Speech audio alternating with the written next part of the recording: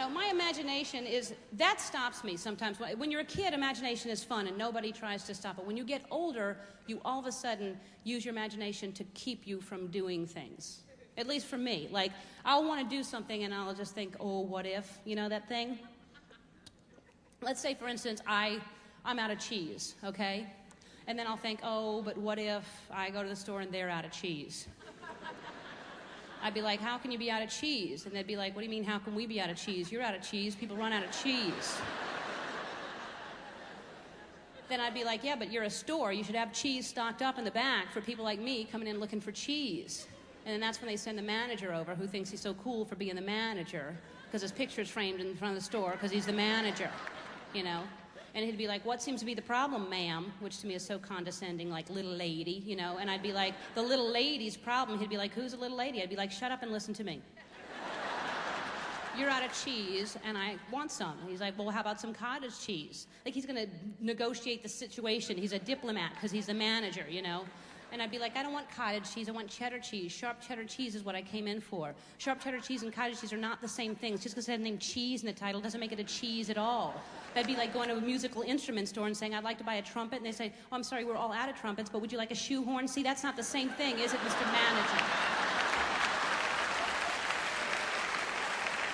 Thank you for the shoehorn, you know. And he starts getting all nervous and everything because a crowd is formed, and he starts feeling humiliated because they're all sitting around mumbling, what seems to be the problem? I don't know, she wants some cheese. And so he just slaps me right across the face. And so that's when Skip, the part-time guy who works there, who hates the manager because he thinks he's so cool for being the manager and treats Skip like shit because he's just the part-time guy. And Skip's going to quit in the fall and go back to school anyway. He doesn't even need the money. He's from a wealthy family. He's just doing it for the experience because his family wants him to work one summer. So anyway, so he takes the hose and he goes to spray the manager right in the eye, right? And so, but that's when he's leaning down to pick up the cottage cheese. So he misses him, and he gets this old woman who's standing right behind him. She's there picking out an avocado, because the older you get, the less you eat, and all she wants is the avocado.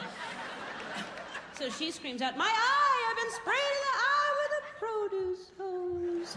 And so then that's when her nephew, who's visiting from Austin, Texas, is 2 aisles over picking out tortilla chips, because he's thinking they're going to have some guacamole. Little does he know, it's one avocado.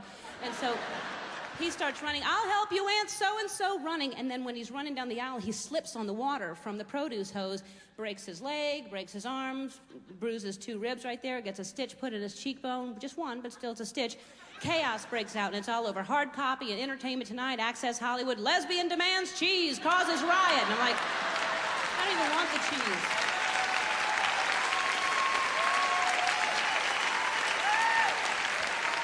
cheese. You know?